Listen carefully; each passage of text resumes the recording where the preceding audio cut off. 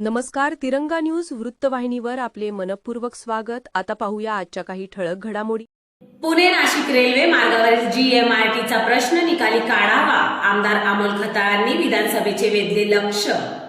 Sangamner Pune Nashik semi high speed railway प्रकल्पाला होत असलेला अवाजवी विलंब, मार्ग निश्चितीतील अनिश्चितता आणि जुन्नर तालुक्यातील खोडद येथे असलेल्या GMRT गायन मीटरवेव्ह रेडिओ टेलिस्कोप केंद्रामुळे निर्माण झालेल्या तांत्रिक अडचणी या सर्व मुद्द्यांवर शासनाने तातडीने स्पष्ट भूमिका मांडावी अशी ठाम मागणी आमदार खताळ यांनी नागपूर येथील हिवाळी अधिवेशनात केली. आमदार खताळ म्हणाले की जागतिक दर्जाच्या GMRT मुळे काही तांत्रिक बंधने निर्माण झाली असली तरी प्रकल्प आणि वैज्ञानिक संशोधन दोन्हीचे संरक्षण करीत कायमस्वरूपी तांत्रिक उपाययोजना करणे शासनाच्या हातात आहे. GMRTच्या सुरक्षेला बाधा न आणता रेल्वे मार्गासाठी आवश्यक तांत्रिक पर्याय शोधणे शक्य आहे. त्यासाठी तात्काळ समन्वय साधून व्यवहार योजना निश्चित करावी असे त्यांनी विधानसभा पटलावर जोर दिला आहे. अध्यक्ष महोदय, सत्ताधारी पक्षाच्या महाराष्ट्र विधानसभा नियम 293च्या प्रस्तावावर बोलण्यास मला संधी दिल्याबद्दल मी आपला आभारी आहे. अध्यक्ष महोदय, माझा या प्रस्तावाला पूर्ण पाठिंबा आहे. आज मात्र राज्यातील हवामानाबद्दल अवकाळी आणि अवर्षणाच्या असंख्य समस्यांनी अन्नदाता ग्रासला आहे. यासाठी शेतकरी सुखी तर राज्य सुखी हा मंत्र शेतकऱ्यांच्या हिताचा विचार केंद्रस्थानी ठेवून राज्यातील बळीराजाला स्थैर्य देणे, त्याला बळकट करणे आणि शेतीला नैसर्गिक आपत्तीपासून वाचवण्यासाठी शाश्वत उपाययोजना करणे हे ध्येय समोर ठेवून शेतकऱ्यांना प्राधान्य देऊन राज्यात विविध योजना गतिमानतेने कार्यरत करण्याचा माझ्या शासनाचा प्रयत्न सुरू आहे. यासाठी राज्याचे लोकप्रिय मुख्यमंत्री आदरणीय देवेंद्र फडणवीस साहेब असेल, शिवसेना पक्षाचे नेते उपमुख्यमंत्री आदरणीय एकनाथराव शिंदे साहेब असेल, आदरणीय अजितदादा पवार असेल, यांच्या मार्गदर्शनाखाली महाराष्ट्राची वाटचाल सुरू आहे. शेतकऱ्यांच्या सुखदुःखामध्ये, बळीराजाच्या सुखदुःखामध्ये हे सरकार ठामपणे उभा आहे. मधल्या कालावधीमध्ये राज्यातील पूरस्थितीवर शासनाची तात्काळ दखल व मदत कार्याचा धडाका या पूर्वी कधी झाला नव्हता, त्या पद्धतीने काम सुरू आहे. शेतकऱ्यांच्या हितासाठी निकष शेतील नुकसान भरपाईसाठी विशेष सवलती सुद्धा देण्यात आल्या. ज्या भागात पाणी शिरले त्याचं नुकसान मोबाईल ड्रोनद्वारे काढलेले फोटो सुद्धा स्वीकारून नोंदवण्यात आलं. तसेच प्रशासनाद्वारे बाधित क्षेत्राचे पंचनामे तातडीने तयार करून नियोजनपूर्वक नुकसान भरपाईचे काम करण्यात आलं. अतिवृष्टीग्रस्त भागासाठी इतिहासातील सर्वात मोठा आर्थिक पॅकेज 31,638 कोटी रुपयाची मदत या पायाभूत सुविधांसाठी सुद्धा करण्यात आली. त्यामुळे बळीराजाला कुठंतरी एक आधार मिळाला. NDRFच्या निकषांमध्ये वाढ, शेतकरी व नागरिकांसाठी सुद्धा व्यापक आर्थिक भरपाई देण्यात आली. भारतात वापरल्या जाणाऱ्या 95% पेक्षा जास्त बियाण्यांचे उत्पादन शेतांतर्गत होत असल्याने हा उद्योग थेट मेक इन इंडियाला हातभार लावत आहे. प्रधानमंत्री नरेंद्र मोदी यांना शेतकऱ्यांचे उत्पन्न दुप्पट करायचे ध्येय आहे.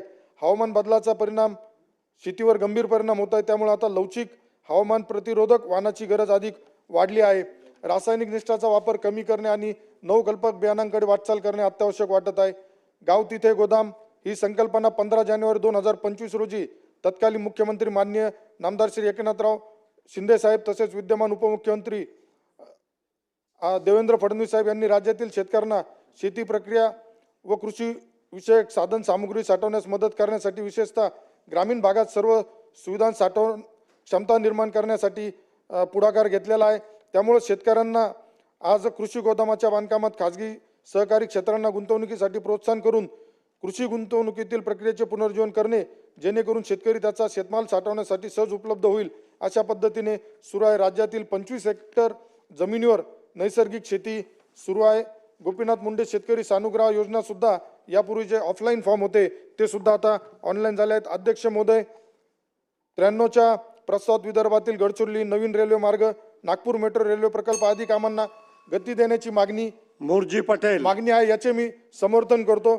अध्यक्ष महोदय, मला माझ्या मतदारसंघातील रेल्वे मार्गाचा विषय यामध्ये जोडायचा आहे.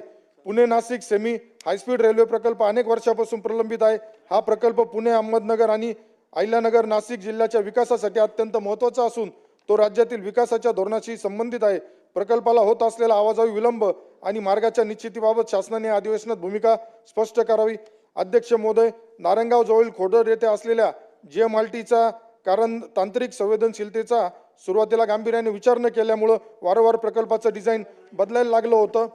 अध्यक्ष महोदय, महाराष्ट्र मंत्रिमंडळाने निधी मंजूर केला होता. सदरचा मार्ग संगमनेर मार्गे जाणार होता. तसेच मुरजी त्यामध्ये काही पटेल. भूसंपादन सुद्धा झाले होते. GMRTच्या तांत्रिक समस्यावर कायमस्वरूपी तोडगा काढण्यात यावा अशी माझी अपेक्षा आहे. अध्यक्ष महोदय, 2 मिनिटं द्या फक्त. सगळ्यांसाठी वेळ दिलाय, मला वेळ द्या. 2 मिनिटं अध्यक्ष महोदय. अध्यक्ष महोदय, GMRTच्या संरक्षणासोबत पुणे नाशिक रेल्वे प्रकल्पातील तांत्रिक आणि राजकीय अडथळ्यावर तसेच मार्गाच्या निश्चितीवर चर्चा करण्यात यावी. शासनाने त्वरित GMRTशी समन्वय साधून कायमस्वरूपी सुरक्षित तांत्रिक उपाययोजना जाहीर कराव्यात. प्रकल्पाच्या अंतिम मार्गाची घोषणा करावी. अध्यक्ष महोदय, बिबटे व वाघ अशा अन्य वन्य प्राण्याचे मानवी वस्तीतून नागरिकांवर हल्ले करण्याचे प्रमाण मोठ्या प्रमाणात वाढीत लागले आहे. माझ्या संगमनेर विधानसभा अभिजित मतदारसंघामध्ये 11 मनुष्य जखमी झालेले आहेत. गेल्या वर्षी 3 मनुष्य मृत. यानंतर 200 प्रताप. बोला उशीर यार, माझ्या आधी सगळ्यांना घेतलं. बोला. 2 मिनिटं यार, शेवटचा विषय. गेल्या वर्षी एकूण 3 मनुष्य मृत प्रकरणी व 12 मनुष्य जखमी. बिबट मानव संघर्ष हा तीव्र स्वरूपात झालाय.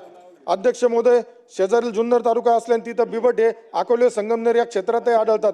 संगमनेर तालुक्यातील बिबट्याचे सर्वेक्षण होण्याच्या दृष्टीने अप्पर मुख्य वन संरक्षक यांनी वाईल्ड लाईफ इन्स्टिट्यूट दिल्ली यांच्या कार्यालयात पाठवले आहे.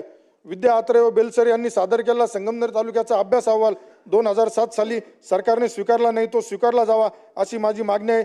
संगमनेर येथील उपविभागीय वन अधिकारी कार्यालय नगर येथे वर्ग केले आहे. त्यामुळे संगमनेर व अकोले येथील नागरिकांना समस्या उद्भवत आहे. त्यामुळे कार्यालय पूर्ववत करावे असे पत्र दिले आहे. त्यावर मंत्री महोदयांनी कारवाई करावी अशी मी विनंती करतो. तसेच अध्यक्ष महोदय, माझ्या संगमनेर मतदारसंघामध्ये MD ड्रग्ज असेल, गुटखा असेल, गांजा असेल, याला राजश्रय मिळत आहे. या जे आका आहेत, या 2 नंबर धंद्यावाल्यांना पाठीशी घालणारे, यांचा सुद्धा बंदोबस्त झाला पाहिजे. अध्यक्ष महोदय, शेवटचं, जगद्गुरू रामानंदाचार्य श्री स्वामी नरेंद्राचार्यजी महाराज यांचे सामाजिक उपक्रम लक्षात घेता त्यांना महाराष्ट्र भूषण पुरस्काराने सन्मानित करावे अशी मी सरकारकडे मागणी करतो. तसेच महाराष्ट्र राज्य घरकुल कंत्राटी कामगार संघटना, तसेच गाव कामगार पोलीस पाटील संघटना असेल, महाराष्ट्र राज्य घरकुल कंत्राटी कामगार संघटना, आपले सरकार सेवा केंद्र, संगणक तज्ञ ब्लॉक व्यवस्थापक कर्मचारी संघटना विविध मागण्यांसाठी आंदोलन करत आहे. अंगणवाडी सेविका असेल, आमच्या आशा सेविका असेल, यांच्या मागण्यांचा सरकारने सकारात्मक विचार करावा. धन्यवाद अध्यक्ष महोदय, आपण बोलण्याची संधी दिल्याबद्दल.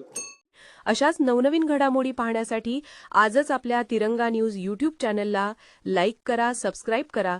तसेच अनेकांना ग्रुपमध्ये फॉरवर्ड करा. संपर्क राजेश जेधे 98 50 42 51 15.